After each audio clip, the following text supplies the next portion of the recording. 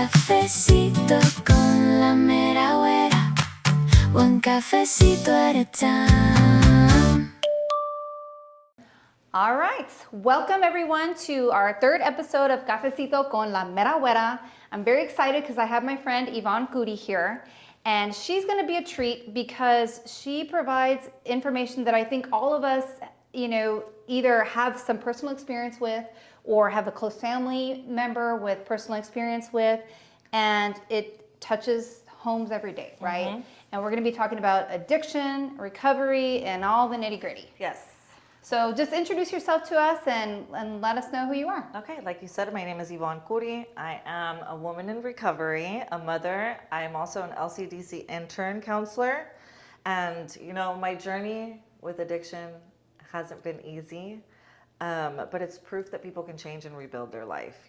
For a long time, addiction has affected every area in my life. Right. It's affected my relationships, my family, my self-esteem, and the way that I've seen myself throughout the years, But there have been moments when I felt hopeless and I believed that things would never get better. But through recovery every day, it's better, Well, I will tell you this. I mean, I've seen you, I think, probably at some of your worst times.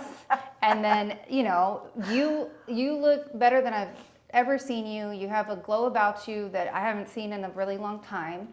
And so it's refreshing. And I think you're right. People, even if they're at the bottom of their worst hour, can get out of it, mm-hmm. right? Mm-hmm. So for you, what was life before addiction? Life before addiction, I don't know. I'd like to say that I was a young girl that had dreams and goals and things that I wanted to accomplish, but I would be lying if I said that before addiction things were easy, because I was already struggling with things, trauma and abandonment and not feeling like I belonged and things like that, which I think are reasons that led to my addiction later on, Sure. Yeah. And how did it start? What was the moment where you were like, oh God, I have a problem, or oh God, I like substances too much? So I went to private school all my life, and then sophomore year, I don't know how I convinced my parents, but they let me go to Hannah. Mm-hmm. And so I'm 15 at the time. I went to Hannah. I switched over to Hannah when I was a sophomore, 15. So I am there with you on that. And so I didn't know that they had off-school lunches. They were the best. Yes, it was the best. But I was hanging out with a crowd that during lunch, it was time to go smoke weed or whatever. And so I started smoking weed and drinking, and then it started off, during lunch, and then on the weekends, and then every other Friday was senior skip day. We'd go to Matamoros, and Matamoros was Hector's and Zero Zone. Black hats and all that good stuff. And I think, it didn't really get too out of hand. It did, but not problematic until I was 18. Yeah. At 18, I did cocaine for the first time. Yeah. And I remember the day that I did. I felt like instantly the thought in my mind was, where has this been all my life? Right. I felt powerful. I felt secure. I felt like I was a badass, and quick. It was from the weekends to every day to leaving my house, disappearing for a week. And I realized that it was a problem maybe 24. Yeah. Well, so that's a good 6 years then without coming to that realization. Right. So it took some time to get there. Some time to get there. Yeah. You hear people say, you can get addicted the first time you try a substance. Yeah. I wonder if that's true. I think it is. I don't think there's any rule or everybody is the same journey. Everybody is different. There are people who don't drink or do drugs their whole life. Like this one guy that I met in a treatment center, he was clean his whole life. His son left the house. He couldn't deal with the empty nest, started drinking, and that was it. Quit. Yeah, and that was it. After years and years and years of not doing anything. Right. And then there's people like me who you know, you do it all the time, on and off, but I think I think it's why you do it. Like if you're doing it to cope, or you're doing it to change the way you feel, or you're doing it to numb your emotions, that's a red flag. Sure. And if you see that once you start, you cannot stop. Yeah. Like me, like I've never really had trouble drinking or smoking weed or anything like that, because that wasn't my thing. Right. But I do coke one time, and it's off to the races. It's Yeah. like you become possessed, something takes over, and you're just not the same person anymore, right? Yeah. And all you're thinking about is the next Yeah. high, the next high, the next high. It's really crazy. It is crazy. And exhausting. Yeah. You know, and I can tell you with my criminal law practice, I would say probably like 9 out of 10 of my clients that are in some sort of a legal situation, there's either alcohol or drugs or something involved. And 9 out of 10 of the people are good people. You know, you may have one bad apple, but they're good people that are just like wrapped up in this cycle and just cannot get out. Yeah, I mean, it's crazy. Yeah. So when you turned 26, then you realized, was there like a rock bottom moment, like, oh my God, this is it? Honestly, like I had realized, I got a DWI, and it was not really rock bottom, but it was like, oh my gosh, okay, something is going on, because I don't remember to this day. It was in 2007, and to this day, I don't remember the events that happened. Right. But on the report, it says that I was driving up and down Boca Chica Boulevard, going against traffic, you know, and that I did like going up and then back like that, and like 2 or 3 times. Citizen of Brownsville, and I think it was actually Randy Thompson, which was crazy, but he called 911 and said, you know, there's this crazy girl, whatever, driving up and down the road against traffic. I ended up pulling into the easy pond and falling asleep at the wheel, so the cops came, they pulled me out. Apparently I refused the breathalyzer.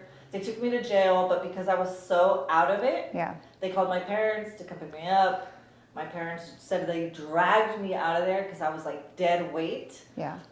And I just remember waking up the next day, and I didn't have my license, and I had black all over my face, and I just could not remember. And so a few months after that, I ended up going to treatment for the first time. Let's talk about treatment a little bit, because I'm hoping that I'm sure some of our listeners and watchers are people that either have a problem or know somebody. So tell us what treatment looks like. Okay, so I mean, there's several different types of treatment, right? But I've been to 6, and they've all been different.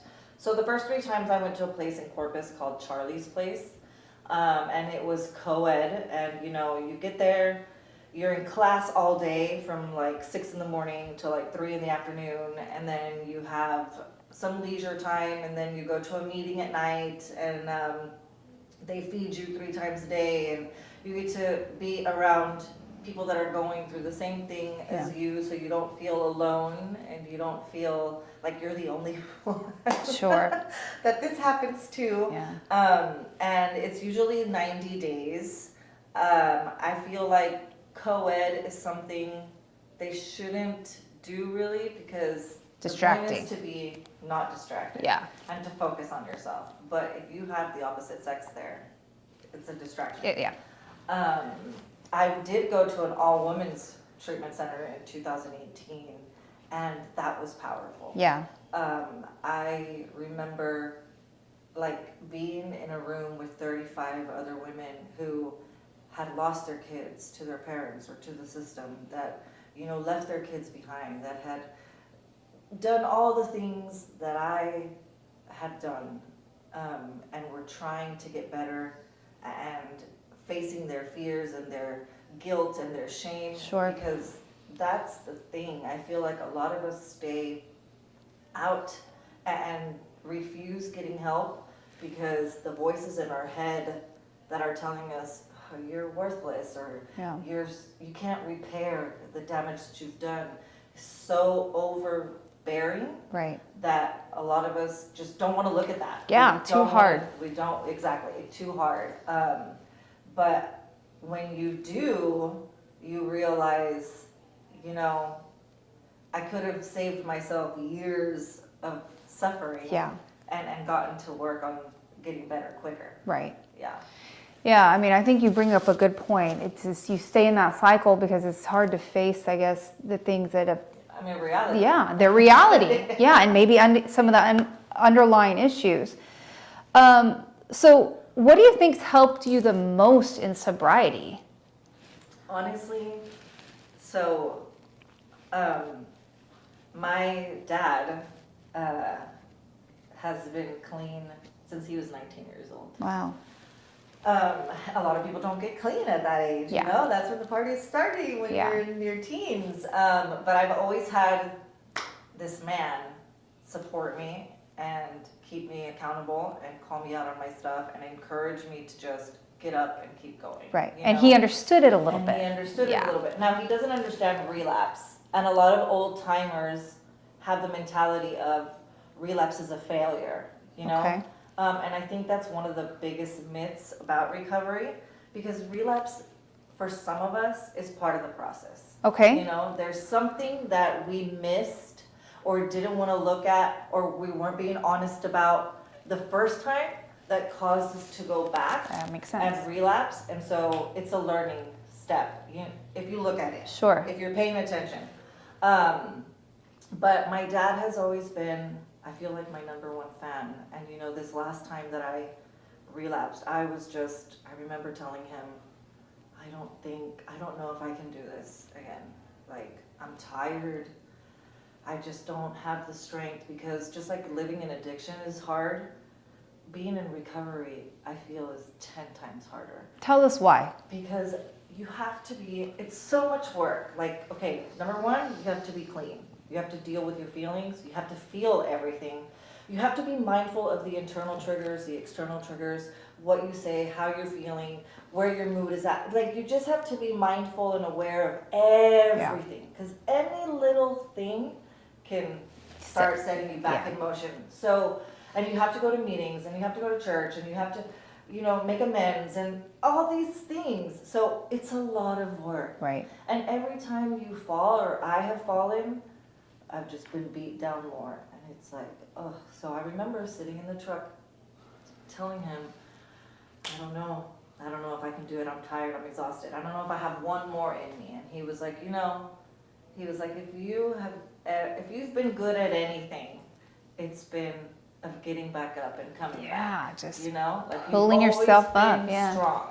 But it's like, man, I'm human too. Yeah. But if I didn't have him, I feel, of course, my friends in recovery and my sponsor and things like that. But I feel like the encouragement from my dad Yeah. has been something, because, I want to make him proud, and I want him to see me Right. okay. Like and I'm talking about my stepdad, but he's my dad.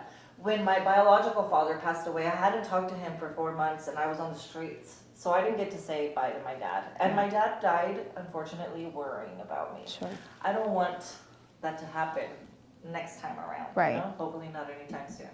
But, so having him to want to make proud and see me okay has A always motivator, been a big motivator. Exactly.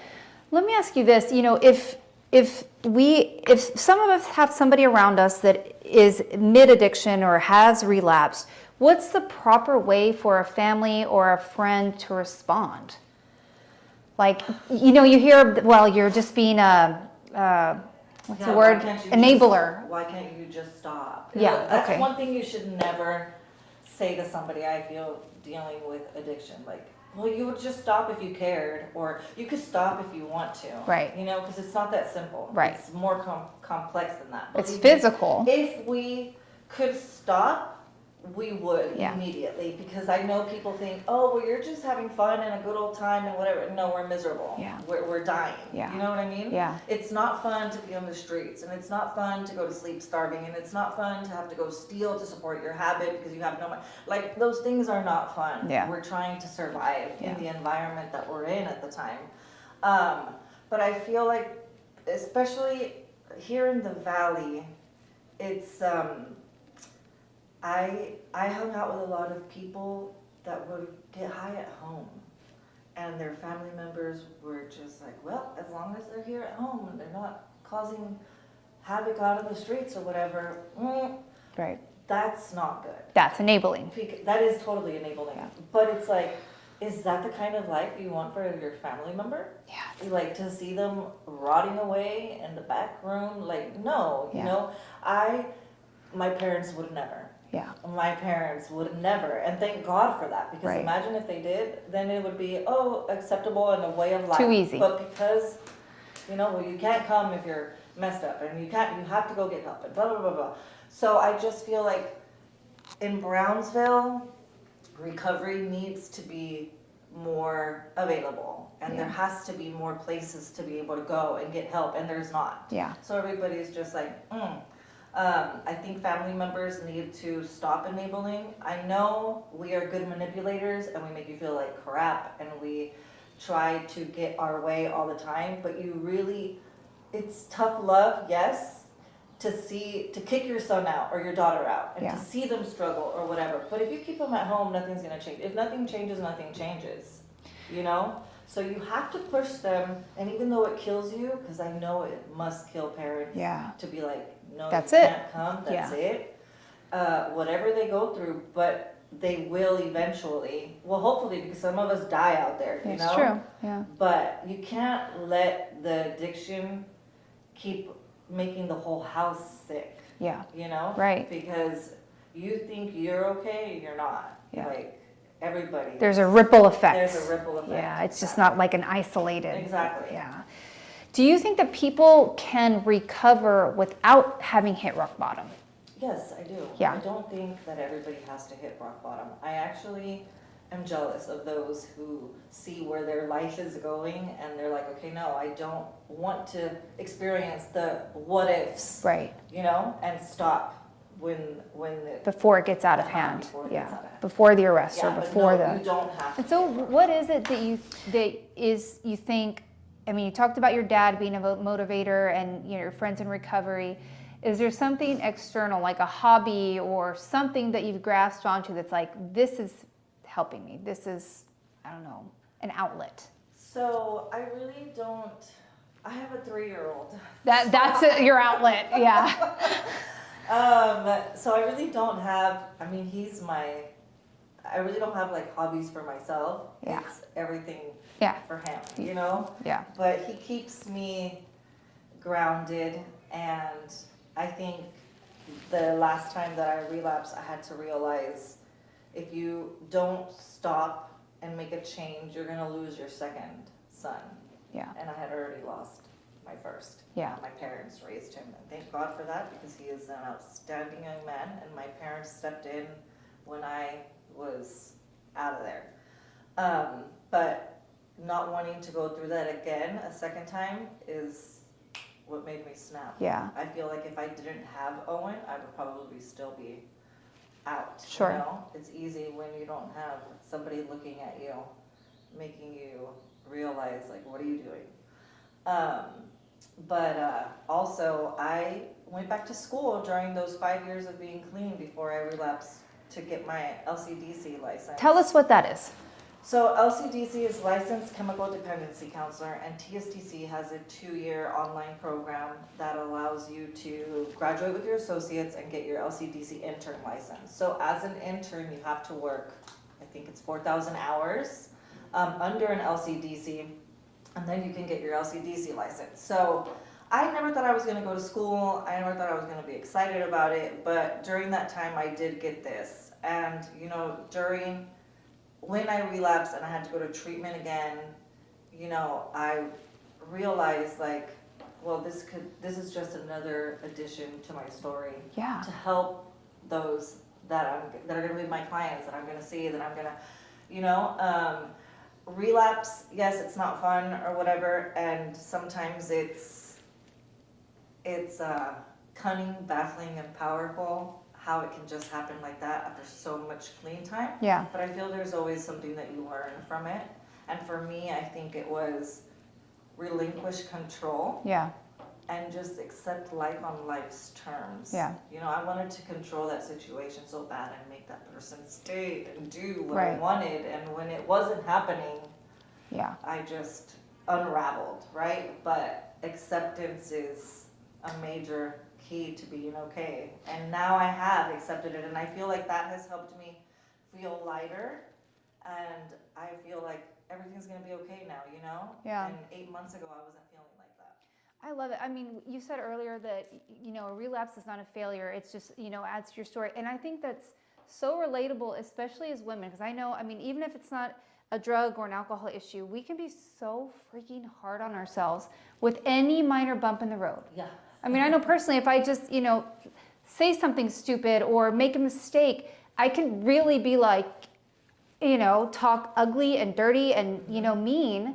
But looking at it like, hey, you know, that you did not screw up, this is just a bump. Right. It's like, I mean, I feel better. Yeah, no, definitely we are our worst critic. Yeah. People want to always, I feel like, remind you of the bad, and well, you did, and blah, blah, and it's like, you don't have to do that. If you think that I'm not already Right. getting on my ass Yeah.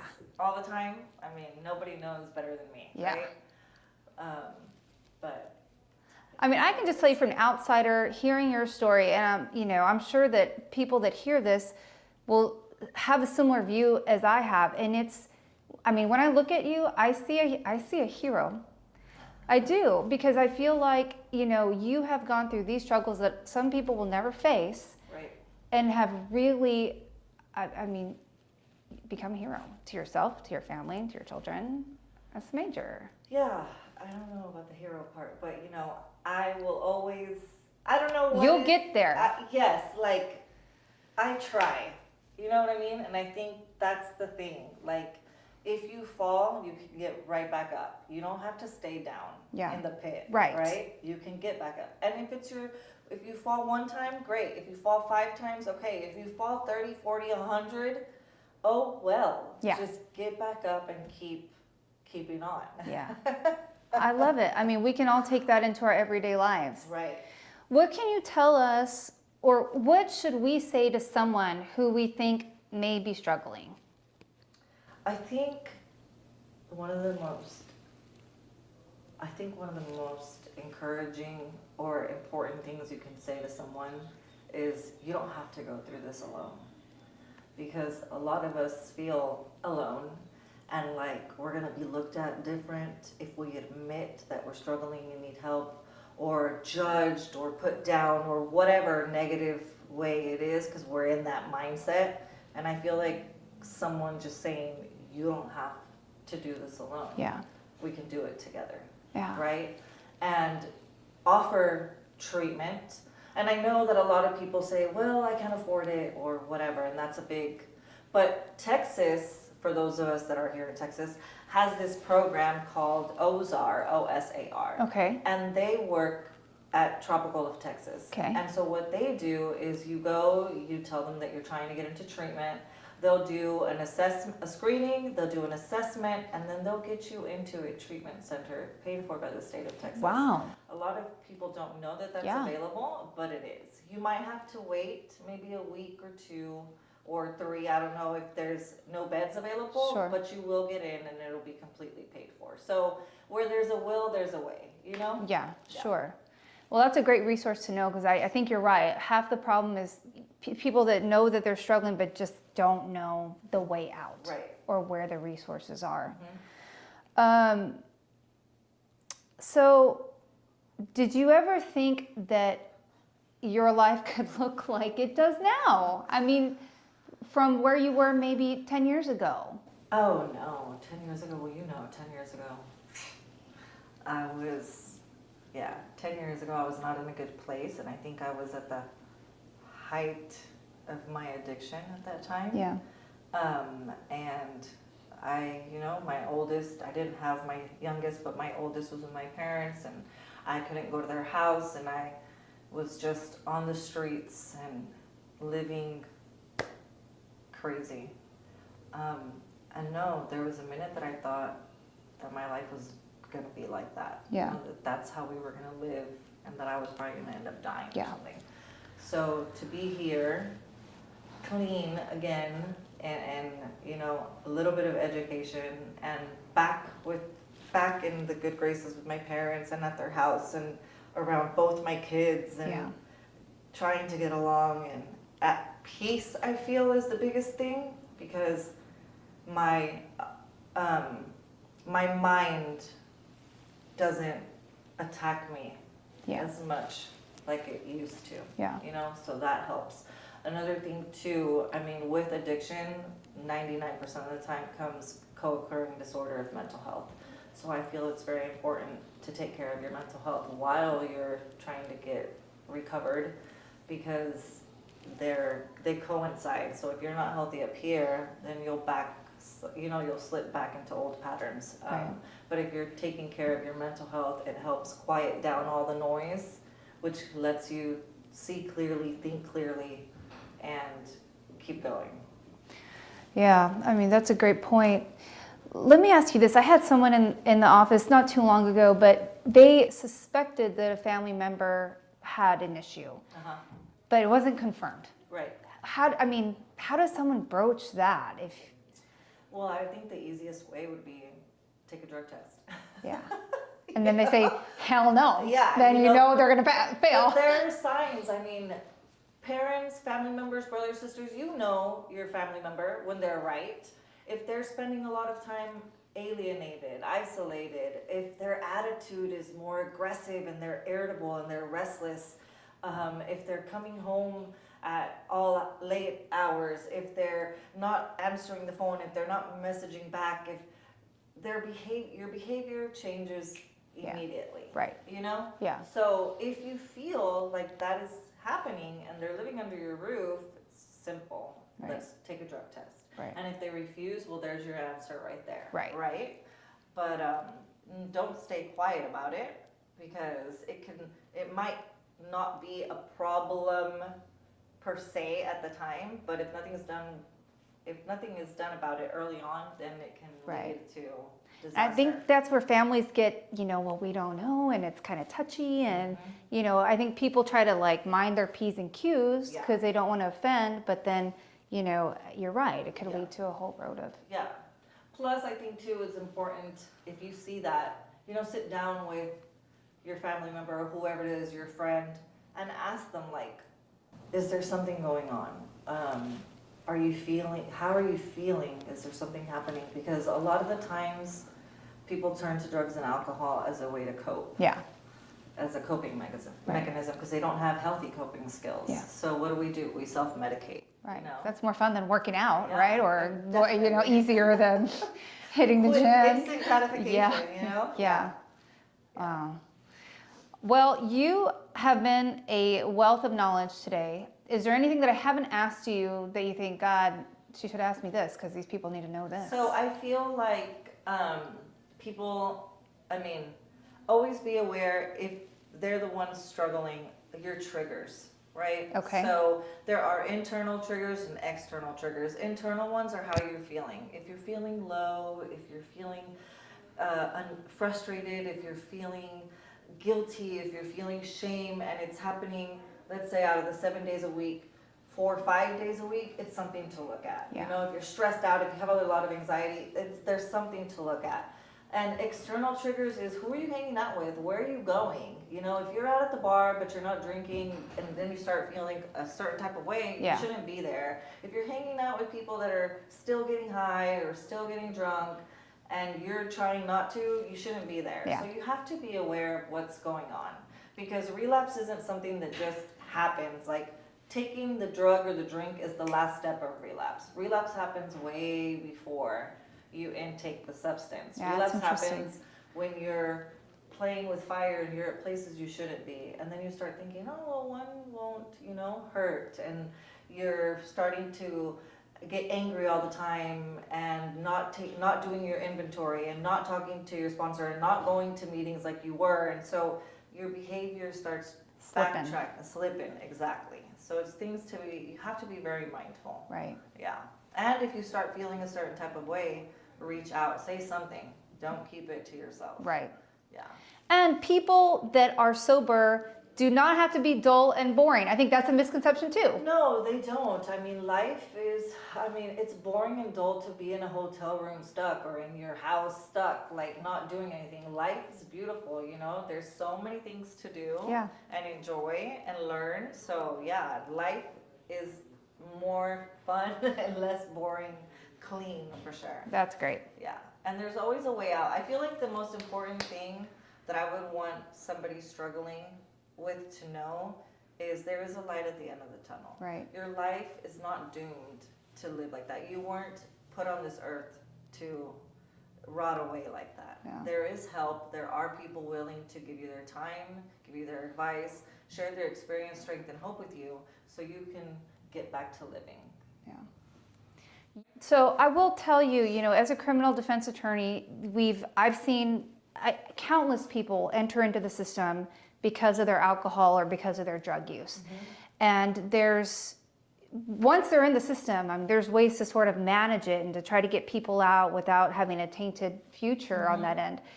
But I'm wondering if, you know, for you, you know, you got a DWI, right? I wonder if there's a way to, I mean, you don't know when you're going to get arrested, but to avoid ever having to step into a lawyer's office. I mean, I don't know. I mean, some people with addiction don't ever have to step in. They to just, a lawyer's are they office, lucky or right? are they? No, they just respect the law. I feel like, you know, with me, I mean, I got that DWI, and because of the pre-trial diversion, they sent me to treatment. Yeah. Right. But then, as we both know, I have gotten misdemeanors and theft misdemeanors at that, because when I didn't have money, what did I do? I would go and steal. Sure. You know, Yeah. to go, whatever the dealers would ask for, I would go and steal and then go and sell it to them to have money for a hotel and gas and cigarettes and, you know, whatever else. And so I ended up getting in trouble, and because I had not gotten in trouble before, Yeah. I was given probation, but because I couldn't stay clean, I revoked my probation and ended up in county. Right. You know? Yeah. But I feel like you can't really control that, and you can't really stop it from happening if we're out there breaking the law. Right. Right? Eventually, we're gonna get caught up. Yeah. But I do feel like people who come into the system, a lot of times, I don't think that jail is the answer. I agree. I mean, Yeah. let's send them to treatment. Yeah. You know, like Mesquite Treatment Center is a treatment center for teenage boys 13 to 17. And they take the boys that are coming from juvenile and that are coming from CPS and things like that. And I feel like that's what you should do. Yeah. Because a lot of them, you put these people in jail and they go to prison and they're there with people who have really committed heinous crimes. They come out with tattoos on their face. All they did Yeah. was get busted with possession Yeah. or get busted under the influence, you know, and I just feel like instead of throwing them that way, let's put them in treatment center. Let's get them the help that they really need, Right. which is help to recover from their drug and alcohol addiction, Yeah. you know?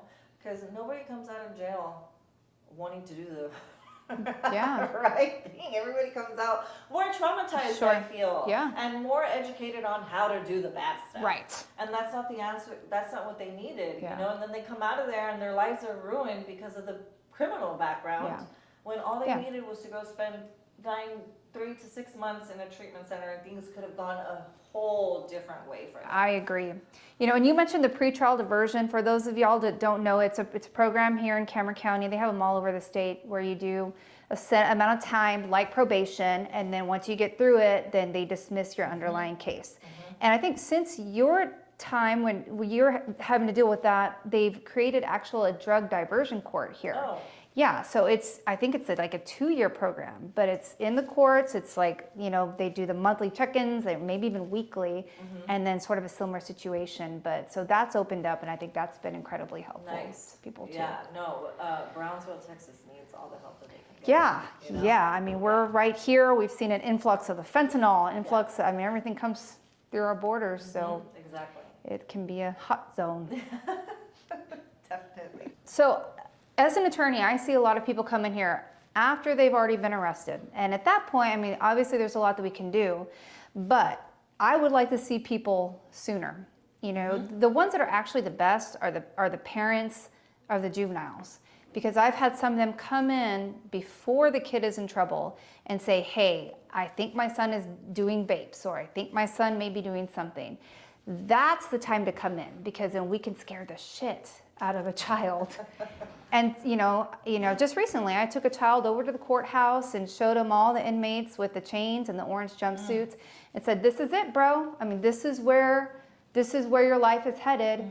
That's the time to come see a lawyer. Right. I'll do it for free, just because if it saves, I've got 3 kids. If my kid were in trouble and someone would help my kid, Yeah, of course, you change a life. You save a life. Yep. Yes. So, I mean, yeah, that's the time to come. Obviously, after you've been arrested, you need to be here too. But, that's how you save your kid. Yeah. What do you have to say to a judge to try to get some leniency? I think a lot of our local judges they've seen it all, but I think that they are smart and well educated enough to understand what addiction looks like. Right. Where they're like, that's it, is when you have somebody with multiple, that's where they're like, that's it. And they continue to do the same thing. And they may not understand relapse as well as you do. But I think for the most part, first timers, they all help. And if we go into a courtroom saying, hey, look, this person has a supportive family and they want to send them to this rehab and we have it all lined up, then they're willing to work with us. Yeah. I mean, they should be willing, because at the end of the day, I mean, this is someone's life. Yeah. And addiction, again, I feel like so many people are just like, oh, it's because they don't care, or, oh, they're just selfish, or they only think about themselves. No, they're fighting for their life on a daily basis. Trust me, it's not fun. I never, from my experience, I never woke up one day and said, this is what I want to do with my life. Right. Waste all these years and suffer and put my parents and drag my kids and myself and lose my dignity and lose friends and family members and all the things that I've lost, because I've lost so much. But, it happened. It happens. And now all I can do is just hope that moving forward, I am able to use the coping skills that I've learned and continue helping others so they don't have to struggle for as long as they do. But what I was trying to say is, none of us plan and none of us choose this way of life. Again, addiction is a disease like cancer is. You're not going to make someone with cancer feel bad or put them down or, talk bad about them or whatever. You're going to encourage them to get the treatment that they need. That's how it should be with addiction. Sure. Yeah, I agree. I think what judges, they're human like all of us, right? And so I think what they want to see is that a person who's in trouble because of drugs or alcohol has loved ones, has parents that are fighting for them, has children. Whenever I'm in that situation where I've got to show a judge that this person is worth giving a chance to, we'll bring in neighbors, teachers, family, everybody that we can to show a judge, look, this is not a junkie. This is a human with a future that deserves to be looked at. But a lot of times they don't have that. A lot of times. That's true. I've heard so many stories from clients and things like that, and you would be surprised that they don't have that. They're coming from a home where that's the way of life. Mom is an addict, dad is an addict, they sell drugs, whatever it is. And so no one is gonna support. No one is supporting their change, or no one is encouraging them to go to college and be better and stay clean or whatever. No, because that's not what's going on there. But they're still worth fighting for. Right. And I think those are probably the ones that do fall into the system and can't get out, right? Because who's gonna trust that this person without any support or any family is gonna change? Right. Yeah, it's tricky. It is tricky. It is tricky. But it doesn't make them less worthy. Right. No, it doesn't. Yeah. For everybody is worthy. Yeah. Everybody is worthy of that chance of having the support of the judges, the law, everybody working towards saving their life and letting them have a chance to being the best that they can be. Right. If they want it, because not everybody wants it. I think that's probably the key then, Yeah. right? You have been a pleasure. You are a light, and I thank you so much for being here today. you for And I having me. really honestly do think you have probably changed multiple people's trajectory of their life. Cafecito con la mera Wera. One cafecito at a time.